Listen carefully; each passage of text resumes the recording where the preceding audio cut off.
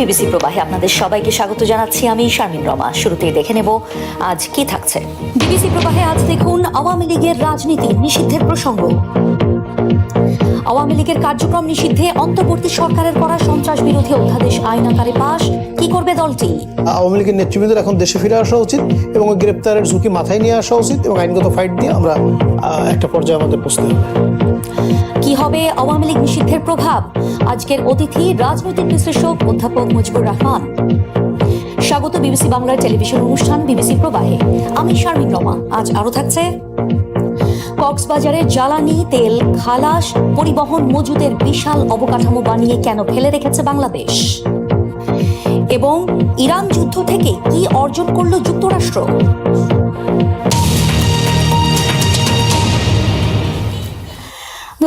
সালে গণ অভ্যুত্থানের মধ্য দিয়ে ক্ষমতাচ্যুত শেখ হাসিনার দল আওয়ামী লীগের কার্যক্রম নিষিদ্ধে সন্ত্রাস বিরোধী আইনের সংশোধনী বিল পাশ হয়েছে সংসদে। এই পরিস্থিতিতে রাজনীতিতে আওয়ামী লীগের ফেরা নিয়ে চলছে নানা আলোচনা। দলটির অনেক শীর্ষ নেতাই কারাগারে কিংবা বিদেশে অবস্থান করছেন এবং গত 1.5 বছরেরও বেশি সময় ধরে মূলত ভারত থেকেই দল পরিচালনা করছিলেন। তাফসির বাবু জানার চেষ্টা করেছেন এখন কিভাবে চলবে দলটি, আওয়ামী লীগের তৃণমূল নেতা কর্মীরাই বা কি বলছেন। খুলনা শহরে এটি কার্যক্রম নিষিদ্ধ আওয়ামী লীগ অফিসের প্রবেশপথ। সিঁড়িতেই ধ্বংসযজ্ঞের আলামত থেকে স্পষ্ট এই ভবন এখনও পরিত্যক্ত। যদিও নির্বাচনের পরে এই অফিস থেকেই নতুন করে কার্যক্রম শুরুর চেষ্টা করেছিলেন আওয়ামী লীগের কয়েকজন নেতাকর্মী। ফেব্রুয়ারিতে জাতীয় সংসদ নির্বাচনের 3 দিন পরই এই আওয়ামী লীগের কার্যালয়ের তালা খুলে ভেতরে প্রবেশ করেন আওয়ামী লীগের বেশ কয়েকজন নেতাকর্মী। দ্বিতীয় তলার এই অফিস কক্ষে এসে তারা বেশ কিছুক্ষণ স্লোগানও দেন। দলটির নেতাকর্মীরা আশা করেছিলেন এর মাধ্যমে হয়তো তাদের এক ধরনের প্রকাশ্য রাজনীতির সূচনা হবে, কিন্তু বাস্তবে সেটি হয়নি। কারণ সেদিনই এই কার্যালয়টি আবারও হামলার শিকার হয় এবং এরপর আওয়ামী লীগের আর কোনো নেতাকর্মী এই কার্যালয়ে প্রবেশ করেননি। বাংলাদেশে জাতীয় সংসদ নির্বাচনের পর খুলনার মতোই এরকম দেশের বিভিন্ন স্থানে দলীয় কার্যালয়ে প্রবেশ কিংবা কার্যালয় খোলার চেষ্টা করেছিল আওয়ামী লীগ। আমাদের চাকলাট ইউনিয়ন আওয়ামী লীগকে তিনি আজকে তালামুক্ত অবমুক্ত করেছেন। একদিকে নির্বাচনে বিএনপির বিজয়, অন্যদিকে বিভিন্ন স্থানে আওয়ামী লীগের কার্যালয় খোলা। সে সময় এসবের পেছনে বিএনপির প্রচ্ছন্ন সমর্থন থাকতে পারে এমন আলোচনা তৈরি হয় রাজনীতিতে, যদিও বিএনপি সেটা অস্বীকার করে।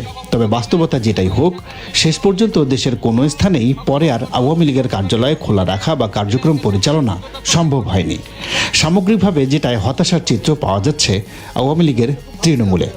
দলটির একটি জেলার উপজেলা কমিটির সেক্রেটারি তার পরিচয় গোপন রাখার শর্তে কথা বলেন বিবিসির সঙ্গে। বিএনপি কোনো দলের রাজনীতি নিষিদ্ধ চায় না, এই যে বক্তব্যগুলো ছিল, সেখানে আমরা একটু আশা সঞ্চার হয়েছিল যে ঠিক আছে, তাইলে একটা গণতান্ত্রিক সরকার আসলে হয়তো বাংলাদেশে আওয়ামী লীগের নিষেধাজ্ঞা প্রত্যাহার হবে বা আমরা রাজনীতিতে ফিরে আসতে পারবো, সেরকম একটা আশা আমাদের ছিল এবং সেই আশার কারণে আমরা ভোটে কিছুটা প্রভাব পড়ছে। ভোটের পরে বিশেষ করে আমার আসনটাতে আমরা যারা নেতৃত্বে ছিলাম, আমরা যারা উপজেলা পর্যায়ে বা ইউনিয়ন পর্যায়ে নেতৃত্ব দিয়েছি, আমাদের জন্য এখনো কোনো সহ অবস্থান বা শান্তিপূর্ণ কোনো অবস্থানের পরিবেশ তৈরি হয় নাই। আওয়ামী লীগের এই নেতা এখনও এলাকায় ফিরতে পারেননি, তবে এর ভিন্ন চিত্রও আছে। যেমন ইউনিয়ন পর্যায়ের এই আওয়ামী লীগ নেতা আবার তার এলাকায় ফিরেছেন। মূলত নির্বাচনের আগে আওয়ামী লীগের সাধারণ ভোটারদের ভোট টানতে বিএনপি এবং জামায়াতের যে তোড়জোড়, সেটাই তাকে এলাকায় ফেরার সুযোগ করে দেয়, যদিও রাজনীতির সুযোগ আর পাননি। প্রার্থী আমাকে ফোন দিয়েছিল, সেই কারণে এলাকায় গেছি। এলাকায় যেয়ে কিছুদিন ছিলাম। ইলেকশনের পরে পরিস্থিতি একটু স্বাভাবিক হয়েছে, কিন্তু রাজনৈতিক কর্মকাণ্ড চালানোর পরিবেশ হয় নাই। স্বাভাবিক বলতে আপনারা যাইতে পারেন? আমরা যাইতে পারতেছি, আমরা এলাকায় থাকতে পারতেছি, এইটুকু হয়েছে। এর মধ্যেই আবার আওয়ামী লীগের কার্যক্রম নিষিদ্ধ সংক্রান্ত সন্ত্রাস বিরোধী আইনের সংশোধনী বিলও সংসদে পাশ হয়েছে। এমন অবস্থায় আওয়ামী লীগ ফিরে আসার জন্য কি করবে সেটা স্পষ্ট নয়, কারণ দলটির শীর্ষ নেতৃত্বের কেউ কারাগারে আর বাকিরা বিদেশে, বিশেষত ভারতে অবস্থান করছেন। গত 1.5 বছরেরও বেশি সময় ধরে ভারত থেকে দলকে পরিচালনার চেষ্টা হলেও বাস্তবে সেটা কাজে দেয়নি। ফলে দলের তৃণমূলেও শোনা যাচ্ছে ভিন্ন কথা। রাজধানী শহর ঢাকা দখল করতে না পারলে তৃণমূল দখল করে কোনো লাভ নাই। তো ঢাকা দখল করতে গেলে কেন্দ্রীয় নেতৃত্ব লাগবে, কেন্দ্রীয় নেতৃত্বের অবস্থান লাগবে। কেন্দ্রীয় নেতৃত্ব যখন ঢাকা অবস্থান করবে তখন আমাদের কর্মীরা সাহস ফিরে পাবে। এই গণতান্ত্রিক সরকার হোক বা যেভাবে হোক একটা বিএনপি সরকার আসছে, আমি মনে করি যে এইখানে এখন আইনগত ফাইট দেওয়ার সুযোগ আমার মনে হয় তৈরি হয়েছে। তো সেই কারণে আমার পরামর্শ বা মতামত হচ্ছে যে আওয়ামী লীগের নেতৃবৃন্দের এখন দেশে ফিরে আসা উচিত এবং ওই গ্রেপ্তারের ঝুঁকি মাথায় নিয়ে আসা উচিত এবং আইনগত ফাইট দিয়ে আমরা একটা পর্যায়ে আমাদের পৌঁছতে হবে। কিন্তু আওয়ামী লীগ নেতারা কি ভাবছেন? নেতৃবৃন্দের ভিতরে দেশের বাইরে আত্মগোপনে স্বেচ্ছা নির্বাসনে অনেকেই আছে, কিন্তু তার মানে এই নয় বাইরে বসে আওয়ামী লীগকে পরিচালনা হচ্ছে। আওয়ামী লীগের নেতাকর্মীরা বাংলাদেশেই আন্দোলন করছে। আওয়ামী লীগের নেতৃবৃন্দরা যদি সুযোগ থাকে, আইনের শাসন প্রতিষ্ঠা হয়, জ্বালাও পোড়াও মব সন্ত্রাস যখন বন্ধ হবে, তখন আওয়ামী লীগের কোনো নেতা আত্মগোপনেও থাকবে না, স্বেচ্ছা নির্বাসনেও থাকবে না, বিদেশেও থাকবে না। আওয়ামী লীগ যে পরিবেশের কথা বলছে তার মূল কথা হচ্ছে দলটির নেতাকর্মীদের গ্রেপ্তার বা তাদের ভাষায় নির্যাতন করা হবে না। কিন্তু একদিকে সংসদে অধ্যাদেশ পাশ, অন্যদিকে আওয়ামী লীগ নেত্রী ও সাবেক স্পিকার শিরীন শারমিন চৌধুরীর গ্রেপ্তারে এটা স্পষ্ট যে বিএনপি সে পথে হাঁটছে না। এমন অবস্থায় দল বাঁচাতে আওয়ামী লীগ নেতারা যে গ্রেপ্তারের ঝুঁকি নিয়ে দেশে ফিরবেন সেটাও মনে হচ্ছে না। ফলে আওয়ামী লীগের সংকট রয়েই যাচ্ছে। তাফসির বাবু, বিবিসি নিউজ বাংলা। বিবিসি প্রবাহে আজ আছেন রাজনৈতিক বিশ্লেষক অধ্যাপক মুজিবুর রহমান। আপনাকে অনেক ধন্যবাদ বিবিসি প্রবাহে যোগ দেওয়ার জন্য। আমরা প্রতিবেদনটি দেখছিলাম এবং এখানে আওয়ামী লীগের নেতাকর্মীদের কথা শুনলাম, তাদের একজন শীর্ষ নেতার কথাও আমরা শুনছিলাম। ঠিক দলটির জন্য আসলে সামনে কি এই মুহূর্তে অপশন আপনি কতটা দেখেন তাদের জন্য? দেখুন, প্রথম কথা হচ্ছে যে আওয়ামী লীগ বাংলাদেশের অন্যতম বৃহৎ একটা রাজনৈতিক দল। এই দলটি একটা না একটা সময়ে রাজনীতি করার সুযোগ পাবে। এখন প্রশ্নটা হচ্ছে কখন।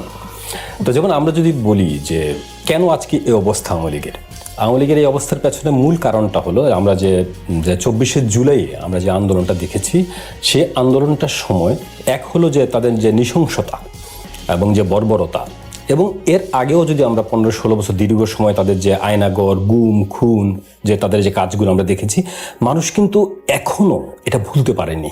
পুরোপুরি অ্যাকসেপ্ট করার মতো অবস্থায় মানুষ নেই এখনও আওয়ামী লীগকে নেয়ার মতো। তো যার কারণে আমরা যেটা বিএনপি কথা বলা হচ্ছে, রিপোর্টে এসেছে যে বিএনপি কথা বলা হচ্ছে যে বহুদলীয় গণতন্ত্রের কথা তারা বলে, তারা সবাই রাজনীতির কথা বলে। ইভেন আমরা দেখেছি কিন্তু যে আওয়ামী লীগকে যখন নিষিদ্ধ করার জন্য আন্দোলন করা হয়, তখন জামায়াত ইসলামী, এনসিপি সহ অন্যান্য রাজনৈতিক দলরা কিন্তু তুমুলভাবে মাঠে নেমেছিল। বিএনপি কিন্তু ওই অর্থে মাঠে ছিল না। এবং বিএনপি তো বলেছিল যে নির্বাহী আদেশে কোনো রাজনৈতিক দল নিষিদ্ধ করার পক্ষে তারা নয়, মানে জনগণের উপরে তারা ছেড়েছিল বিষয়টা। আমি সে কথাটাই বলছি যে বিএনপি কিন্তু চাইনি, সেই অর্থে চাইনি যে আওয়ামী লীগের নিষিদ্ধ হোক। কিন্তু আমরা দেখেছি যে এই অন্তর্বর্তীকালীন সরকার কিন্তু এই কাজটা করেছে। তো এখন প্রশ্ন হলো যে এখন যে সংসদে 2/3 মেজরিটি বিএনপি পেল, তো এখন কেন এটা অন্যরকম সিদ্ধান্ত নিল না? আমার কাছে যেটা মনে হয়েছে যে ওই সময় যে বিএনপি যে নিষ্ক্রিয় ছিল আওয়ামী লীগের ব্যাপারে, যে নিষিদ্ধ করতেই হবে জোর দাবি বিএনপি জানায়নি, কারণ বিএনপি ধারণ করে, বিশ্বাস করে যে বিভিন্ন দল থাকলে, মত থাকলে একটা দেশের কল্যাণের জন্য সুবিধা হয় এটা। আচ্ছা, 2 নম্বর কথা হচ্ছে এখনই বিএনপি করছে না, যে এটা আমার চিন্তা, যে এটা হয়তো বিএনপির লোকজন ভালো বলতে পারবেন, যে মূল বিষয়টা হচ্ছে যে এখনই যদি আওয়ামী লীগকে রাজনীতি করার সুযোগ দেয়া হয়, তাহলে তারা একটা আন্দোলনের মুখোমুখি হতে পারেন। যে একটা যে তারা তাদের যারা রাইভাল গ্রুপস আছে, বিরোধী দল আছে, তারা একটা আন্দোলন করে যে আওয়ামী লীগকে ফেরত আনা হচ্ছে, এই যে বিএনপি আওয়ামী লীগকে ফেরত আনতেছে, এরকম একটা বিষয় হতে পারে। কিন্তু মূল সমস্যা এটা না। মূল সমস্যাটা হলো, যেমন আমরা যদি বলি যে ইউরোপিয়ান কাউন্সিলের যে 2000 সালে যে ভেনিস কনভেনশন হয়েছে, তো সেখানে কিন্তু পরিষ্কারভাবে বলা আছে কোনো একটা রাজনৈতিক দলকে যদি নিষিদ্ধ করতে হয় তাহলে বিচারিক প্রক্রিয়ায় করতে হয়, আইনি প্রক্রিয়ায় করতে হয়। কিন্তু আমরা দেখেছি যে একটা অধ্যাদেশের মধ্য দিয়ে আওয়ামী লীগকে নিষিদ্ধ করা হয়েছে, অর্থাৎ যথাযথ প্রক্রিয়া অনুসরণ করে আওয়ামী লীগকে নিষিদ্ধ করা হয়নি। এখন এটা যদি এপিল করা হয় তাহলে কিন্তু এটা টিকবে না। আরেকটা জিনিস ওই যে যেটা বলছিলাম যে ভেনিস কনভেনশনে আছে, একবারে পরিষ্কারভাবে বলা আছে যে একটা রাজনৈতিক দলকে নিষিদ্ধ করা হলো সর্বশেষ উপায়। এর আগে আপনাকে কি করতে হবে? আমরা যে রিকনসিলিয়েশনের কথা বলি, যে অন্যান্য যে ওয়েজগুলো আছে সেই ওয়েজগুলোতে ট্রাই করে দেখতে হবে। তার মানে এগুলো তো আসলে বিকল্পগুলো ট্রাই করে দেখা হয়নি। হয়নি, রাইট।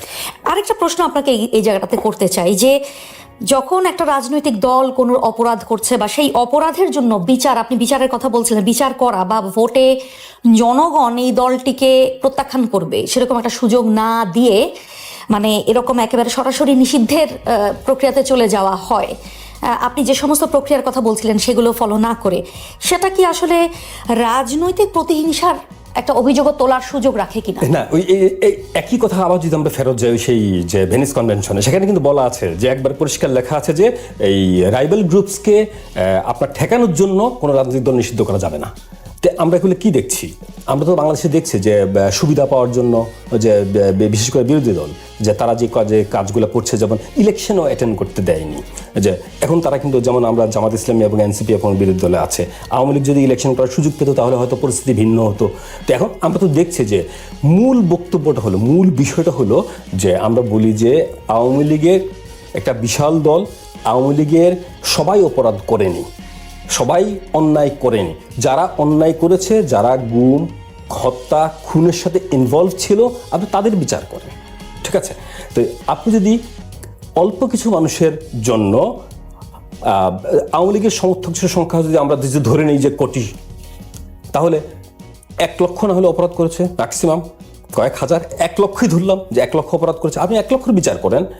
আপনি যদি পুরো 1 কোটি মানুষকে আপনি যদি কোনো রকম সুযোগ না দেন, স্পেস না দেন, তাহলে এটা কিন্তু কালেকটিভ ইনজাস্টিস হয়ে যায়। আপনি যে ইনজাস্টিসের কথা বলছেন, আওয়ামী লীগের ফেসবুক পেজে দলটির মুখপাত্র তিনি বিবৃতি দিয়েছেন যে বিএনপিকে দেশের অন্যতম প্রাচীন ও বৃহত্তম রাজনৈতিক দলকে নিষিদ্ধ করার পূর্ণ দায় নিতে হবে। আপনার কাছে কি মনে হয় এই যে সিদ্ধান্তটা নেয়া, এটা বিএনপির জন্যই বা আসলে কেমন হলো? তারাও তো একটা বড় রাজনৈতিক দল এবং এখন সরকারে আছে। এখন একটা জিনিস আমি বলি যে খুব গুরুত্বপূর্ণ যে জায়গাটা, যে যেমন আমরা যদি রিকনসিলিয়েশনের কথা বলি কিংবা আওয়ামী লীগের ফেরত আসার কথা বলি, ফেরত আসতে হলে কিন্তু আগে আওয়ামী লীগের নিজেদের আগে রিয়েলাইজেশন করা লাগবে যে আমরা যে অপরাধগুলো করেছি, যে সেটার অনুধাবন এবং সেটা বোঝার উপলব্ধি সেটা তাদের থাকা লাগবে, যে আমরা যে অপরাধগুলো করেছি আমরা ভুল করেছি, ন্যাশনালের কাছে দুঃখ প্রকাশ করা, সরি বলা, ক্ষমা চাওয়া, আমরা কিন্তু এগুলো দেখছি না। আমরা কিন্তু আওয়ামী লীগের যে বিভিন্ন নেতাকর্মীদের বক্তব্য থেকে আমরা কিন্তু দেখছি যে বরং এক ধরনের অহংবোধই আমরা দেখছি যে আমরা আসতে দেখে নেব। এই মানসিকতা যদি থাকে তাহলে কিন্তু আওয়ামী লীগের ফেরত আসাটা কিংবা আমরা যে রিকনসিলিয়েশনের কথা বলি এটা কিন্তু একটু কঠিন হয়ে যাবে এবং এটা পিছিয়ে যাবে। আওয়ামী লীগ যতদিন পর্যন্ত না রিয়েলাইজ করবে ততদিন পর্যন্ত কিন্তু এটা থমকে যাবে। না, কিন্তু আমি যেটা আপনার কাছ থেকে জানতে চাচ্ছিলাম যে বিএনপি জন্য এরকম একটা সিদ্ধান্ত নেয়া, এটা আসলে বিএনপির জন্য কেমন হলো, কি মনে করেন? এটা বিএনপি খুব ইজিলি করবে, যে যেমন আমি যেটা বলি যে বিএনপি বলে আমরা তো আওয়ামী লীগের নিষিদ্ধ চাইনি, তারপরে হলো যে এটা কারা করেছে হলো অন্তর্বর্তীকালীন সরকার, আমরা জাস্ট ক্যারি আউট করেছি। এটা দেশের বর্তমান পরিস্থিতিকে যদি আমরা আওয়ামী লীগকে এখন ফেরত আনি তাহলে হয়তো অস্থিতিশীলতার দিকে যাবে। তার মানে কি আপনি বলছেন যে বিএনপির দায় এড়ানোর সুযোগ আছে এখানে? দায় এড়ানোর সুযোগ হয়তো নৈতিকভাবে থাকবে না, কিন্তু আইনগতভাবে তারা বলবে যে তা আমরা করিনি, আমরা জাস্ট এটাকে কন্টিনিউ করেছি।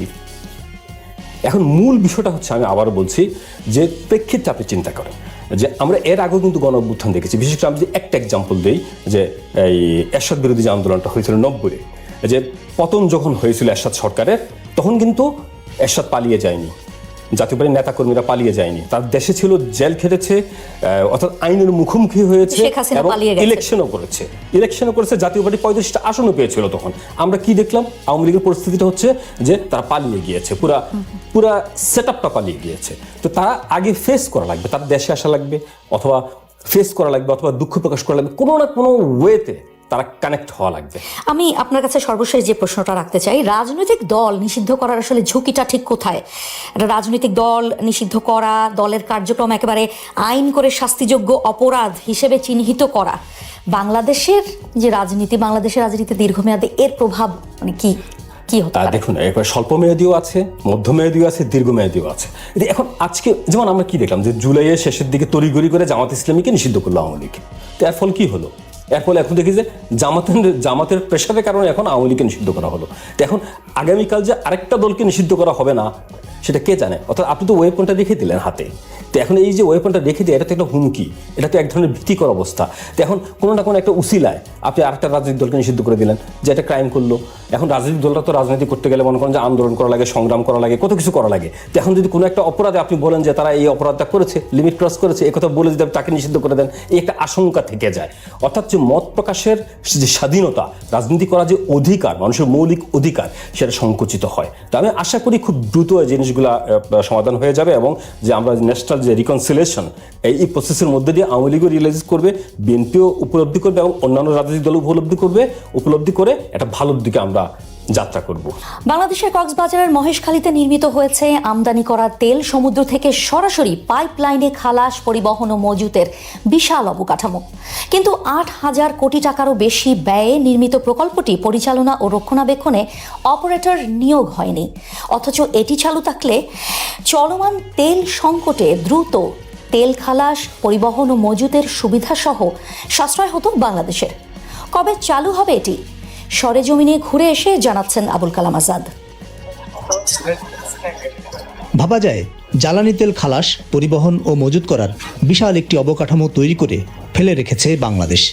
এটি বাংলাদেশ পেট্রোলিয়াম কর্পোরেশন বিপিসির তত্ত্বাবধানে 8,000 কোটি টাকারও বেশি ব্যয়ে নির্মিত একটি মেগা প্রকল্প।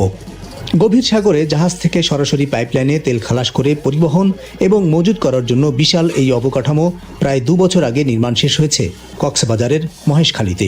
সরেজমিনে এই অবকাঠামো ঘুরে দেখা গেছে বাংলাদেশে বর্তমান চাহিদার প্রায় 1 মাসের ক্রুড অয়েল এবং 1 সপ্তাহের ডিজেলের মজুত রাখার মতো 6টি স্টোরেজ ট্যাঙ্ক এখানে খালি পড়ে আছে। 3টি স্টোরেজ ট্যাঙ্কে 42,000 টন করে 1,26,000 টনের মতো ক্রুড অয়েল এখানে মজুত রাখা সম্ভব। আর ডিজেলের স্টোরেজ ট্যাঙ্ক রয়েছে এখানে 25,000 টন করে 3টি ট্যাঙ্কে মোট 75,000 টন ডিজেল মজুত রাখা সম্ভব। অর্থাৎ এই বিশ্ববাজারে যে অস্থিরতা এবং জ্বালানি সংকটের এই সময়ে যদি এই প্রকল্পটি চালু হতো এবং এই ট্যাঙ্কগুলো পরিপূর্ণ থাকতো ক্রুড অয়েল এবং ডিজেলে, তাহলে বাংলাদেশে তেলের মজুত নিয়ে যে সমস্যা তার একটি সমাধান কিন্তু হতে পারত বা এক ধরনের স্বস্তি বাংলাদেশ পেতে পারত। নিরাপদে দ্রুততম সময়ে সাশ্রয়ী এই তেল খালাস ও পরিবহনের ব্যবস্থাটিকে কারিগরি ভাষায় বলা হয় সিঙ্গেল পয়েন্ট মোরিং বা এসপিএম। এই ব্যবস্থায় বঙ্গোপসাগর স্থাপন করা এসপিএম বয়ের কাছে নোঙর করা মাদার ট্যাঙ্কার বা বড় জাহাজ থেকে সরাসরি পাইপলাইনে তেল খালাস করে পাম্প করে নেওয়া হবে মহেশখালীর টার্মিনালে। এরপর সেখান থেকে পাইপলাইনে চলে যাবে চট্টগ্রামের ইস্টার্ন রিফাইনারিতে। এজন্য তৈরি করা হয়েছে বাংলাদেশের দীর্ঘতম 220 কিলোমিটার তেলের পাইপলাইন, যার মধ্যে সাগরের তলদেশে আছে 146 কিলোমিটার। যেহেতু আমাদের এটা ডবল পাইপলাইন, আমরা ক্রুডও আনতে পারতেছি, ডিজেলও আনতে পারতেছি। তো এরকমভাবে যদি আমরা আনতে পারতাম তো সেক্ষেত্রে আমাদের জ্বালানি পরিবহন প্লাস হচ্ছে আমাদের রিজার্ভটা বাড়ানো সম্ভব হতো। আমরা যেহেতু অল্প দিনে খালাস করতে পারতেছি, আমরা আমাদের তেলের সক্ষমতাটা বাড়াতে পারতাম।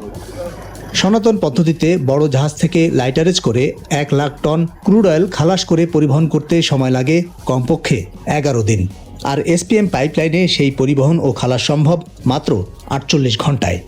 এটা একটা অত্যন্ত গুরুত্বপূর্ণ প্রকল্প, জ্বালানি সাশ্রয়ী প্রকল্প, সময় সাশ্রয়ী প্রকল্প, লস রিডাকশন প্রকল্প। কারণ আমরা জানি লাইটারেজে যখন তেল আনা হয় তারপরে একটা লস কাউন্ট আছে, সেই লসটা হয়।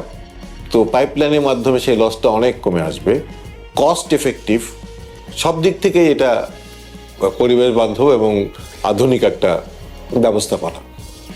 8,000 কোটি টাকার বেশি ব্যয়ে 2024 সালে এই প্রকল্পের নির্মাণ কাজ শেষ হলেও পরিচালনা ও রক্ষণাবেক্ষণের জন্য অপারেটর নিয়োগ করতে না পারায় প্রকল্পটি চালু হয়নি। জ্বালানি বিশেষজ্ঞরা নির্মাণের এতদিন পরেও এসপিএম চালু না হয় বিস্ময় প্রকাশ করেছেন। এটা হয়ে যদি পড়ে থাকে তাহলে তো আমার মনে হয় এটা প্রশ্নবিদ্ধ হওয়া উচিত যে কেন এটা কার গাফলতিতে এরকম হয়ে পড়ে আছে, এবং সেটা দ্রুততম সময়ে এই ব্যবস্থাপনাটা চালু করার জন্য যা করা দরকার সেটা করা উচিত। চীনের অর্থায়নে G2G চুক্তিতে এই প্রকল্প বাস্তবায়ন করেছে চীনের একটি ঠিকাদার কোম্পানি। 2024 সালে বিশেষ আইনে দরপত্র ছাড়াই ওই কোম্পানিকেই অপারেটর নিয়োগের সিদ্ধান্ত নেওয়া হয়েছিল। তবে অন্তর্বর্তীকালীন সরকার বিদ্যুৎ জ্বালানি বিশেষ বিধান আইন বাতিল করার পর এখন পর্যন্ত এসপিএম অপারেটর নিয়োগ করা যায়নি। জ্বালানি বিভাগ জানিয়েছে বিশেষ আইন বাতিলের পর 2 দফায় উন্মুক্ত দরপত্র আহ্বান করে অপারেটর নিয়োগের প্রক্রিয়ায় বিলম্ব হয়েছে। স্পেশাল অ্যাক্টেই এটা নেয়ার জন্য তখন প্রসিডিং হয়ে গিয়েছিল প্রায়। হ্যাঁ, তো বাই দিস টাইম আসলে নতুন গভর্নমেন্ট আসলো, স্পেশাল অ্যাক্ট বাতিল হলো, ওইটা বাতিল হলো হয়ে আসলে প্রসেস টেন্ডারিং, আসলে এটা দ্বিতীয় দফায় টেন্ডার করা হয়েছে। তো এই প্রসেস গুলো করতে আসলে এই সময়টা লেগে গেছে। আমার মনে হয় সেকেন্ড বা থার্ড ডেতেই এইটা নিয়ে মন্ত্রী মহোদয়, প্রতিমন্ত্রী মহোদয় ওনারা বসেছিলেন আমাদের সাথে, মাননীয় মন্ত্রী, এবং এটা আমরা ব্রিফ করেছি। মানে they are also very concern about this project, how quick we can start this. সমস্ত অবকাঠামো প্রস্তুত থাকার পরও বর্তমান তেল সংকটে এসপিএম পাইপলাইন মজুদ সক্ষমতা এবং সাশ্রয়ে পরিবহন সুবিধা নিতে পারছে না বাংলাদেশ। আবার ঋণের সুদও পরিশোধ করতে হচ্ছে। জ্বালানি বিশেষজ্ঞরা মনে করেন অগ্রাধিকার দিয়ে এটি চালুর পদক্ষেপ নিলে বিলম্ব অনেকটাই এড়ানো যেত। জাতীয় স্বার্থে আমি মনে করি যেই চুক্তিগুলো অত্যন্ত গুরুত্বপূর্ণ ছিল, বাতিল করলেও সেগুলিকে নতুন করে দেওয়ার উদ্যোগ নিয়ে প্রায়োরিটি বেসিসে দেওয়ার উদ্যোগ নেওয়া উচিত ছিল। আমরা কিন্তু যেই চুক্তি আছে সেই চুক্তি দেখেই একটা সুইস চ্যালেঞ্জ, যেটা আমরা বলি, যে এর চাইতে বেটার অফার করতে পারতাম, অর্থাৎ যেটা কম্পিটিশন ছাড়া দেওয়া হয়েছে সেটার মধ্যে কম্পিটিশন নিয়ে আসতে পারতাম। সো একটু ইনোভেটিভ চিন্তাভাবনা করলে কিন্তু আমরা এতদিন এটা হয়তো চালু রাখতে পারতাম। প্রকল্প সংশ্লিষ্টরা জানান, এসপিএম অবকাঠামো ব্যবহার করে বছরে 90 লাখ টন ক্রুড অয়েল ও ডিজেল আমদানির পর খালাস ও পরিবহনের সক্ষমতা তৈরি হয়েছে, যা বছরে 800 কোটি টাকা সাশ্রয় করতে পারে। এখন দরপত্র মূল্যায়ন শেষে অপারেটর নিয়োগ করে দ্রুত এটি চালু করতে নতুন সরকার আন্তরিক বলা হলেও ঠিক কতদিনে এই প্রকল্পটি চালু করা যাবে সেটি সুনির্দিষ্ট করে কেউ বলতে পারেনি। Abul Kalam Azad, BBC news, Bangla. শর্ত সাপেক্ষে যুদ্ধবিরতি ঘোষণা করার পর শুক্রবার পাকিস্তানের রাজধানী ইসলামাবাদে বৈঠকে বসার কথা রয়েছে যুক্তরাষ্ট্র ও ইরানের প্রতিনিধি দলের। এর মধ্য দিয়ে 1 মাসেরও বেশি সময় ধরে চলা ইরান যুদ্ধের আনুষ্ঠানিক অবসান ঘটবে বলে আশা করা হচ্ছে। এই যুদ্ধে দুপক্ষই নিজেদের বিজয় দাবি করেছে। যুক্তরাষ্ট্র এক্ষেত্রে বড় সামরিক বিজয় পেয়েছে বলে মন্তব্য করেছেন দেশটির প্রতিরক্ষামন্ত্রী পিট হেগসেথ। কিন্তু ইরান যুদ্ধ থেকে যুক্তরাষ্ট্র আসলে কি পেয়েছে? ইরান যুদ্ধ থেকে যুক্তরাষ্ট্র কি অর্জন করেছে? যুক্তরাষ্ট্রের একটি গুরুত্বপূর্ণ অর্জন হিসেবে ধরা হচ্ছে হরমুজ প্রণালী পুনরায় খুলে দেওয়াকে। কিন্তু যুদ্ধের আগে এই প্রণালী খোলা ছিল এবং স্বাভাবিক ছিল। যুক্তরাষ্ট্র ও ইসরায়েলের আক্রমণের প্রতিক্রিয়া হিসেবে তাদের উপর চাপ সৃষ্টি করতেই এই পথটি বন্ধ করেছিল ইরান। তাহলে অর্জনটা কি? ডোনাল্ড ট্রাম্প এবং তার প্রতিরক্ষা সচিব পিট হেগসেথ দাবি করেছেন, এই যুদ্ধের মাধ্যমে ইরানের সামরিক সক্ষমতা ব্যাপকভাবে দুর্বল করা হয়েছে, যা একটি বড় সাফল্য। Operation Epic Fury was a historic and overwhelming victory on the battlefield. যুক্তরাষ্ট্র বলছে তারা ইরানের রেজিম বা শাসন পরিবর্তন করেছে, তবে ইরানের মানুষ তা মনে করছে না। তাদের মতে ইরানে এখনও একই শাসন ব্যবস্থায় চলছে। আগের আয়াতোল্লার ছেলেই এখন দেশ পরিচালনা করছেন এবং পরিস্থিতি আগের চেয়ে আরও কঠোর হয়েছে বলে তারা মনে করেন। অন্যদিকে যুদ্ধবিরতির পর যুক্তরাষ্ট্র ও ইরান এমন কিছু বিষয়ে আলোচনা করতে যাচ্ছে যা আসলে ইরানের জন্যও গুরুত্বপূর্ণ, যেমন ইরানের ওপর থেকে অর্থনৈতিক নিষেধাজ্ঞা প্রত্যাহার, চলমান সংঘাতের সমাপ্তি, মধ্যপ্রাচ্যের অন্যান্য সংঘাত নিরসন, যুদ্ধজনিত ক্ষতির আর্থিক ক্ষতিপূরণ এবং ভবিষ্যতে হরমুজ প্রণালীর নিয়ন্ত্রণ নিয়ে সিদ্ধান্ত। এদিকে ইরান জানিয়েছে যে তারা পারমাণবিক অস্ত্র তৈরি করবে না। এটিও তাদের পূর্বের ঘোষিত অবস্থানের সঙ্গেই সামঞ্জস্যপূর্ণ। তবে এখনও নিশ্চিতভাবে বলা যাচ্ছে না যে যুক্তরাষ্ট্র ও ইরান এই সব বিষয়ে একমত হতে পারবে কিনা। ফলে আশঙ্কা রয়েই গেছে যে যুদ্ধবিরতির 2 সপ্তাহ পর পরিস্থিতি আবার আগের মতো উত্তেজনাপূর্ণ অবস্থায় ফিরে যেতে পারে। পাকিস্তানের ইসলামাবাদে শুরু হচ্ছে বহুল প্রত্যাশিত যুক্তরাষ্ট্র ইরান শান্তি আলোচনা। যুদ্ধবিরতির নড়বড়ে বাস্তবতার মাঝেও কূটনৈতিক সমাধানের শেষ চেষ্টা হিসেবে দেখা হচ্ছে এই বৈঠককে। এই আলোচনায় সব পক্ষকে শান্তির পথ বেছে নেওয়ার আহ্বান জানিয়েছেন জাতিসংঘ মহাসচিব।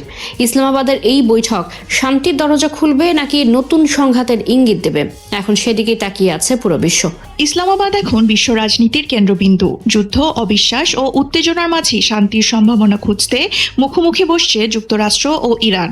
ইসলামাবাদে যুক্তরাষ্ট্র ইরান বৈঠক ঘিরে বাড়ছে আশা, আবার অনিশ্চয়তাও। 6 সপ্তাহের রক্তক্ষয়ী সংঘাত, হাজারো প্রাণহানি আর বৈশ্বিক জ্বালানি সংকটের পর এবার কূটনৈতিক পথে সমাধানের চেষ্টা। পাকিস্তানের মধ্যস্থতায় শুরু হতে যাওয়া এই আলোচনায় অংশ নিচ্ছেন যুক্তরাষ্ট্রের ভাইস প্রেসিডেন্ট জেডি ভ্যান্স, শীর্ষ দূত স্টিভ উইটকফ, ট্রাম্পের জামাতা জ্যারেড কুশনার এবং ইরানের শীর্ষ নেতারা। এদিকে এই আলোচনায় সব পক্ষকে শান্তির পথ বেছে নেওয়ার আহ্বান জানিয়েছেন জাতিসংঘ মহাসচিব। মহাসচিবের মুখপাত্র বলেন, কূটনৈতিক সমাধানের মাধ্যমে সংঘাত বন্ধ দেখতে চায় জাতিসংঘ। যুদ্ধবিরতি কার্যকর করতে পাকিস্তান যে ভূমিকা পালন করছে তা আমরা অত্যন্ত গুরুত্বের সঙ্গে দেখছি। আমরা আশা করছি এই প্রচেষ্টা আন্তর্জাতিক আইনের ভিত্তিতে একটি দীর্ঘমেয়াদী ও টেকসই শান্তি প্রতিষ্ঠায় সহায়তা করবে। আলোচনার টেবিলে রয়েছে বড় ধরনের মতপার্থক্য। ইরানের 10 দফা প্রস্তাবে হরমুজ প্রণালীর উপর নিয়ন্ত্রণ, ইউরেনিয়াম সমৃদ্ধিকরণের অধিকার এবং নিষেধাজ্ঞা প্রত্যাহারের দাবি রয়েছে। অন্যদিকে যুক্তরাষ্ট্র চায় ইরানের সমৃদ্ধ ইউরেনিয়াম মজুদ সরিয়ে নেওয়া এবং ক্ষেপণাস্ত্র কর্মসূচি সীমিত করা। তবে বিশ্ব অর্থনীতির জন্য গুরুত্বপূর্ণ হরমুজ প্রণালী এখন আলোচনার কেন্দ্রবিন্দু। সবচেয়ে বড় বাধা হয়ে দাঁড়িয়েছে লেবানন ইস্যু। ইরান বলছে সেখানে হামলা বন্ধ না হলে কোনো চুক্তি সম্ভব নয়। তবে যুক্তরাষ্ট্র ও ইসরায়েল দাবি করছে লেবানন এই যুদ্ধবিরতির আওতায় পড়ে না। এদিকে পাকিস্তানে যুক্তরাষ্ট্র ও ইরানের মধ্যে বৈঠক শুরুর আগে আবারও লেবাননে হামলা চালিয়েছে ইসরায়েল। শুক্রবার ভোরের পর থেকে লেবাননের সারাফান্দ শহরটিতে 2 দফা এবং খিরবাদ আল দোয়ারের এলাকাতে বিমান হামলা চালিয়েছে ইসরায়েল। এর আগে বৃহস্পতিবার ইসরায়েলি প্রধানমন্ত্রী বেনিয়ামিন নেতানিয়াহু জানান, ইসরায়েল লেবাননের সাথে সরাসরি আলোচনা করতে প্রস্তুত। এক বিবৃতিতে নেতানিয়াহুর কার্যালয় থেকে জানানো হয়, ইসরায়েলের সাথে সরাসরি আলোচনা শুরুর জন্য লেবাননের বারবার অনুরোধের পরিপ্রেক্ষিতে নেতানিয়াহু মন্ত্রিসভাকে যত দ্রুত সম্ভব লেবাননের সাথে সরাসরি আলোচনা করার নির্দেশ দিয়েছেন। আর এই আলোচনার মূল লক্ষ্য হবে হিজবুল্লাহকে নিরস্ত্র করা এবং ইসরায়েল ও লেবাননের মধ্যে শান্তিপূর্ণ সম্পর্ক স্থাপন করা। বুধবার লেবাননে ভয়াবহ ইসরায়েলি হামলায় 300-এরও বেশি মানুষ নিহত হওয়ার একদিন পর এমন ঘোষণা দেন নেতানিয়াহু। লেবাননে যুদ্ধবিরতি কার্যকর এবং সেটি মেনে চলতে যুক্তরাষ্ট্রকে আহ্বান জানিয়েছে ইরান। দেশটির পররাষ্ট্রমন্ত্রী আব্বাস আরাকচি বলেছেন, যুক্তরাষ্ট্র সব ফ্রন্টে যুদ্ধবিরতি কার্যকরের প্রতিশ্রুতি দিলেও সেটি তারা এখনও কার্যকর করেনি। তিনি লেবাননে হামলার তীব্র নিন্দা জানিয়ে বলেন, পাকিস্তান যুদ্ধবিরতির জন্য যে প্রস্তাব দিয়েছিল সেটিতে লেবাননে যুদ্ধবিরতির কথা উল্লেখ আছে। আরাকচি আরও বলেন, পাকিস্তানের প্রধানমন্ত্রী স্পষ্টভাবে ঘোষণা করেছেন, যুক্তরাষ্ট্র লেবানন সহ সব ফ্রন্টে যুদ্ধবন্ধে প্রতিশ্রুতি দিয়েছে। এই প্রতিশ্রুতির পরিপন্থী যে কোনো পদক্ষেপ বা অবস্থান যুক্তরাষ্ট্রের পক্ষ থেকে তাদের প্রতিশ্রুতি পালনের ব্যর্থতা হিসেবে গণ্য হবে। এর আগে মঙ্গলবার যুদ্ধবিরতি ঘোষণার কয়েক ঘন্টা পর বুধবার লেবাননে ব্যাপক হামলা চালায় ইসরায়েল। এতে 300-এরও বেশি মানুষ নিহত এবং প্রায় 1200 মানুষ আহত হন। লেবাননে অব্যাহত হামলা এবং সেখানে দায়িত্বরত জাতিসংঘ শান্তিরক্ষীদের হত্যার ঘটনায় তীব্র নিন্দা জানিয়েছে বিশ্বের 80-টিরও বেশি দেশ। এক যৌথ বিবৃতিতে দেশগুলো লেবাননে নিয়োজিত জাতিসংঘের অন্তর্বর্তীকালীন বাহিনীর সদস্য এবং নেতাদের ওপর অগ্রহণযোগ্য ও আগ্রাসী আচরণের কঠোর সমালোচনা করেছে।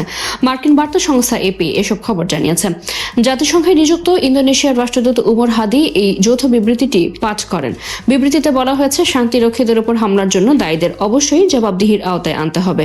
তবে এই হামলার জন্য সরাসরি কোনো পক্ষকে চিহ্নিত করা হয়নি। সম্প্রতি দক্ষিণ লেবাননে দায়িত্ব পালন করে ইন্দোনেশিয়ার 3 শান্তিরক্ষী নিহত হয়েছেন।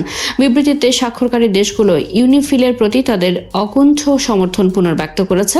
তারা সতর্ক করে বলেছে, শান্তিরক্ষীদের উপর এই ধরনের হামলা যুদ্ধাপরাধ হিসেবে গণ্য হতে পারে। একই সাথে বর্তমান সংঘাত নিরসনের সব পক্ষকে জরুরি ভিত্তিতে 2024 সালের যুদ্ধবিরতি চুক্তিতে ফিরে আসার আহ্বান জানিয়েছে দেশগুলো। বিশ্বের অন্যতম গুরুত্বপূর্ণ বাণিজ্য জলপথ হরমুজ প্রণালী দিয়ে প্রতিদিন সর্বোচ্চ 15টি জাহাজ যেতে পারবে।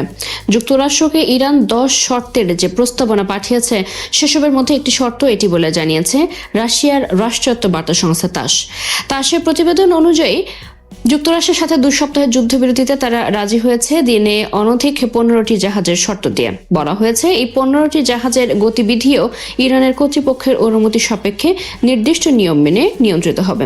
উপসাগরীয় অন্য দেশগুলোকেও এই শর্তের ব্যাপারে জানিয়ে দেওয়া হয়েছে। অন্যদিকে হরমুজ প্রণালীতে ইরানের কর্মকাণ্ড নিয়ে ক্ষোভ প্রকাশ করেছেন মার্কিন প্রেসিডেন্ট ডোনাল্ড ট্রাম্প। তিনি অভিযোগ করেছেন, এই পথ দিয়ে তেল পরিবহনের বিষয়ে ইরান খুবই খারাপ আচরণ করছে, যা বিদ্যমান চুক্তির পরিপন্থী। ট্রুথ সোশ্যালে এই দেয়া এক পোস্টে ট্রাম্প হুঁশিয়ারি দিয়ে বলেন, হরমুজ দিয়ে যাওয়ার সময় ইরান তেলের জাহাজ থেকে যে টোল আদায় করছে তা বন্ধ করতে হবে। মার্কিন প্রেসিডেন্ট ডোনাল্ড ট্রাম্প হরমুজ প্রণালী নিরাপদ রাখতে ন্যাটোর কাছ থেকে দ্রুত, দৃশ্যমান ও সুনির্দিষ্ট প্রতিশ্রুতি চান। বৃহস্পতিবার ইউরোপীয় 2 কূটনৈতিক ব্রিটিশ বার্তা সংস্থা রয়টার্সকে এসব তথ্য জানিয়েছেন। ট্রাম্পের এই বার্তায় এরই মধ্যে ভোটযুক্ত দেশগুলোর কাছে পৌঁছে দেওয়া হয়েছে বলে জানিয়েছেন ন্যাটোর মহাসচিব মার্ক রুটে। বুধবার ওয়াশিংটনে ডোনাল্ড ট্রাম্পের সাথে বৈঠক করেন মার্ক। বৈঠকের পর ইউরোপীয় কূটনীতিকরা বলছেন যুক্তরাষ্ট্রের অসন্তোষ বাড়ছে, বিশেষ করে মিত্রদের সাথে পর্যাপ্ত পরামর্শ না করে যুদ্ধ পরিস্থিতি তৈরি হওয়ায়। এদিকে যুদ্ধবিরতির পর হরমুজ প্রণালী দিয়ে এখনো পর্যন্ত পার হয়েছে মাত্র 9টি জাহাজ। বিবিসির তথ্য অনুযায়ী এর মধ্যে তেল এবং রাসায়নিক বাহী ট্যাঙ্কারও রয়েছে। সবাইকে শুভকামনা জানিয়ে আমি শারমিন রমাজ এখানে বিদায় নিচ্ছি। ভালো থাকবেন।